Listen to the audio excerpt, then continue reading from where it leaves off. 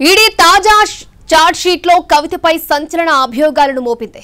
మే 10న కవితపై మరొక charge sheet దాఖలు చేసింది ఎన్ఫోర్స్మెంట్ డైరెక్టరేట్. లిక్కర్ స్కామ్ లో 1100 కోట్ల నేరం జరిగిందని తెలిపింది. 192 కోట్ల లాభాలను ఇండో స్పిరిట్స్ పొందిందని, 100 కోట్ల ముడుపులు ఆమ్ ఆద్మీ పార్టీకి ఇచ్చారని, కవిత డిజిటల్ ఆధారాలు ధ్వంసం చేశారని, 292 కోట్ల నేరంలో కవిత పాత్ర ఉందని ఈడీ ఆరోపణలు చేసింది.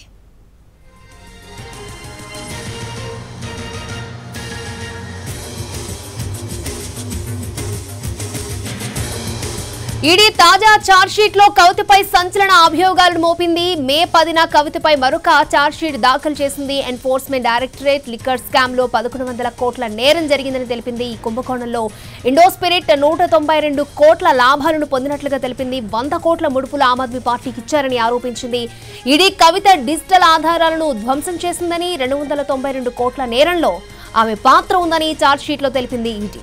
ఈడీ కేసులో ఎమ్మెల్సీ కవితకు జూలై 3 వరకు జ్యుడిషియల్ కస్టడీ పొడిగించింది రౌస్ అవెన్యూ కోర్టు. ఇవాళ జ్యుడిషియల్ రిమాండ్ ముగియడంతో కోర్టులో హాజరుపరిచారు తిహార్ జైలు అధికారులు. దీంతో ఈడీ జూలై 3 వరకు జ్యుడిషియల్ కస్టడీ పొడిగించింది. న్యాయస్థానం అనంతరం కవితను తిహార్ జైలుకు తరలించారు. సిబిఐ కేసులో మధ్యాహ్నం 2 గంటలకు వీడియో కాన్ఫరెన్స్ ద్వారా విచారణ చేయనుంది రౌస్ అవెన్యూ కోర్టు. లిక్కర్ కేసులో కవితను మార్చి 15న ఈడీ, ఏప్రిల్ 11న సిబిఐ అరెస్ట్ చేశాయి. ఇప్పటికే కవిత బెయిల్ పిటిషన్ పై విచారణ పూర్తి చేసింది. ఢిల్లీ హైకోర్టు తీర్పును రిజర్వ్ చేసింది. మరోవైపు కోర్టులో తన కుమారులను కలిసేందుకు అనుమతినివ్వాలని కవిత అప్లికేషన్ పెట్టుకోవడంతో దానికి అనుమతినిచ్చారు special court judge Kaveri Baweja.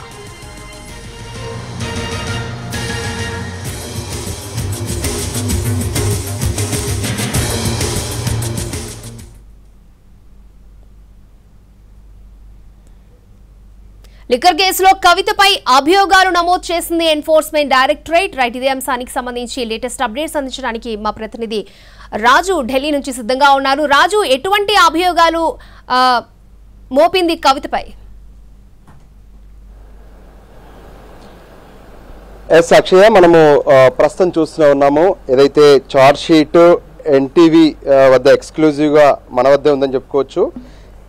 ఇప్పటి వరకు మనం రెగ్యులర్గా చూస్తూనే ఉన్నాము. అంటే లిక్కర్ కేసుకు సంబంధించి కవితను ఎప్పుడైతే అరెస్ట్ చేశారో మార్చి 15వ తేదీన కవితను మొదట ఈడీ అరెస్ట్ చేసింది.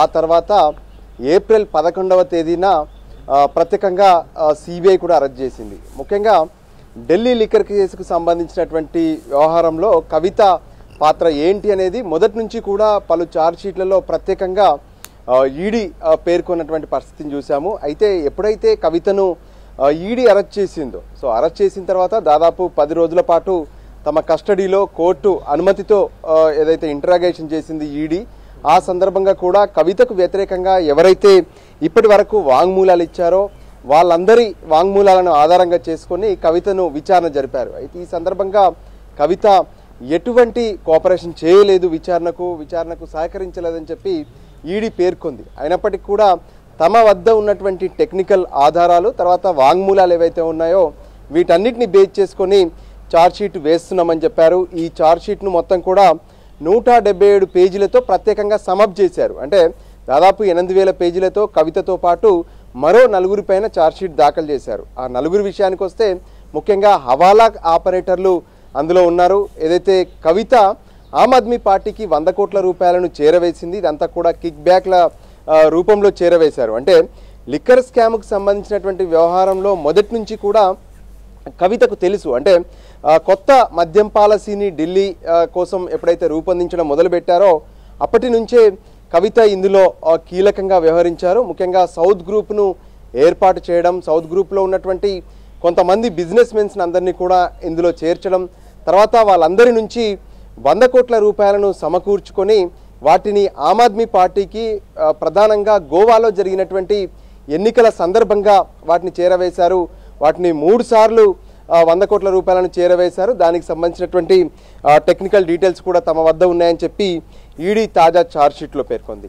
ఇక మరోపక్క ఏదైతే కవితకు సంబంధించి మొత్తం కూడా, అంటే కవిత ఏదైతే సమీర్ మహేంద్రకు సంబంధించినటువంటి కంపెనీ ఏదైతే ఉందో ఆ కంపెనీలో కవిత తను వాటాదారులుగా ఉన్నారు. సో ఆ వాటాదారులుగా ఉన్నటువంటి ఇండో స్పిరిట్స్ కంపెనీ నుంచి ఇండోస్పిరిట్ ఇప్పటికే లిక్కర్ వ్యాపారం ఏదైతే కొత్త మద్యం పాలసీ ద్వారా నడిపిన తర్వాత దాదాపు 192 కోట్ల రూపాయలు లాభం వచ్చింది. సో అందులో కవిత కూడా లబ్ధి పొందుతారు, ఎందుకంటే కవిత సైతం అందులో వాటాదారులుగా ఉన్నారు. ఆ 192 కోట్ల రూపాయల్లో కవిత ఉన్నారు. మరోపక్క ఆమ్ ఆద్మీ పార్టీకి చేరవేసినటువంటి 100 కోట్ల రూపాయలు, అంటే మొత్తం 292 కోట్ల రూపాయల వ్యవహారంలో కవిత ఇక్కడ కేసులో ఉందని చెప్పి ఈడీ స్పష్టం చేసింది. సో ఓవరాల్గా కూడా ఈ ఢిల్లీ లిక్కర్ స్కామ్కి సంబంధించినటువంటి వ్యవహారం మొత్తం కూడా 1100 కోట్ల మేర జరిగింది.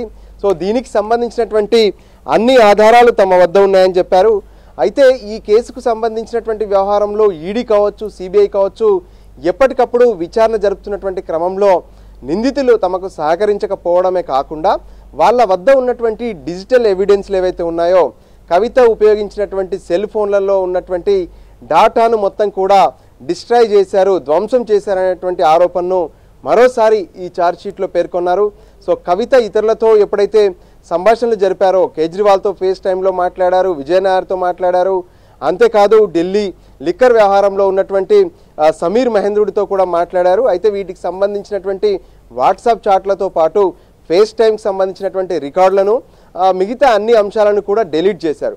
అయినప్పటికీ కూడా వాటికి సంబంధించినటువంటి ఆధారాలు మాగుంట శ్రీనివాసులు రెడ్డి, ఆయన తనయుడు రాఘవరెడ్డి, శరత్ చంద్రారెడ్డి, మరోవైపు కవితకు ఆడిటర్గా పనిచేసినటువంటి బుచ్చిబాబు ఎవరైతే ఉన్నారో, బుచ్చిబాబు ఇచ్చినటువంటి సమాచారంలో కూడా దీనికి సంబంధించి, అంటే వాళ్ళు ఇచ్చినటువంటి వాంగ్మూలాలలో వాళ్ళ వద్ద బుచ్చిబాబు వద్ద ఒక డైరీ దొరికిందని కూడా చెప్పారు. అంటే వాట్సాప్లో కావచ్చు, తను ఫోన్లో కొంత నిక్షిప్తం చేసుకొని ఉన్నారు. సో దాంట్లో కూడా మాకు డీటెయిల్స్ దొరికాయి, వాటి ద్వారానే ఆ కవితకు సంబంధించినటువంటి ఆధారాలన్నీ కూడా తమ వద్ద ఉన్నాయని చెప్పి ఈ తాజా ఛార్జ్షీట్లో పేర్కొన్నారు. సో ఈ ఛార్జ్షీట్ పైన ప్రత్యేకంగా ఏదైతే వచ్చే నెల అంటే జూలై 3 నుంచి ఇక ఈడీ దాఖలు చేసినటువంటి ఛార్జ్షీట్ పైన విచారణ కూడా ప్రారంభం కాబోతుంది. సో ఓవరాల్గా కూడా ఢిల్లీ లిక్కర్ స్కామ్కి సంబంధించినటువంటి వ్యవహారంలో కవిత కీలక సూత్రధారి, ముఖ్యంగా సౌత్ గ్రూపుకు సంబంధించినటువంటి వాళ్ళను ఈ లిక్కర్ వ్యాపారంలో ఇన్వాల్వ్ చేయడం, ఏదైతే ఆమ్ ఆద్మీ పార్టీ అంటే ఢిల్లీలో అధికారంలో ఉన్నటువంటి ఆమ్ ఆద్మీ పార్టీకి 100 కోట్ల రూపాయలు ఇవ్వడమే కాకుండా ఆ 100 కోట్ల రూపాయలను ఆమ్ ఆద్మీ పార్టీకి ఎన్నికల కోసం ఉపయోగించింది, దానికి సంబంధించినటువంటి ఆధారాలు కూడా ఉన్నాయి. ఆ 100 కోట్ల రూపాయలు ఇచ్చి ఇక్కడ ఢిల్లీలో ఉన్నటువంటి లిక్కర్ వ్యాపారంలో భాగస్వామి అయ్యారు. అసలు సమీర్ మహేంద్రకు సంబంధించినటువంటి వ్యవహారంలో కవిత ఏ విధంగానైతే, అంటే వాస్తవానికి తనది బ్లాక్ లిస్ట్లో ఉన్నటువంటి కంపెనీ, ఆ కంపెనీకి సైతం ఇక్కడ షాప్స్ దొరికేలా, ఏదైతే టెండర్స్ దక్కేలా చేసి ఫైనల్గా సౌత్ గ్రూప్ పేరుతో కవిత కీలక పాత్ర నిర్వహించారు. సో ఓవరాల్గా కూడా ఇప్పుడు ఈ వ్యవహారంలో కవిత కీలక సూత్రధారి అనే విషయాన్ని తాజాగా దాఖలు చేసినటువంటి ఛార్జ్షీట్లో పేర్కొన్నారు. ఇదే ఛార్జ్షీట్ను Rouse Avenue special court judge Kaveri Baweja పరిగణలోకి తీసుకున్నట్టు కూడా స్పష్టం చేశారు. అందుకే ఇప్పుడు ఆ ఛార్జ్షీట్ కాపీలను సైతం కవిత న్యాయవాదితో పాటు ఇతర న్యాయవాదులకు కూడా వాటిని పంపిణీ చేశారు. Akshaya. Okay Raju, thanks for the live updates.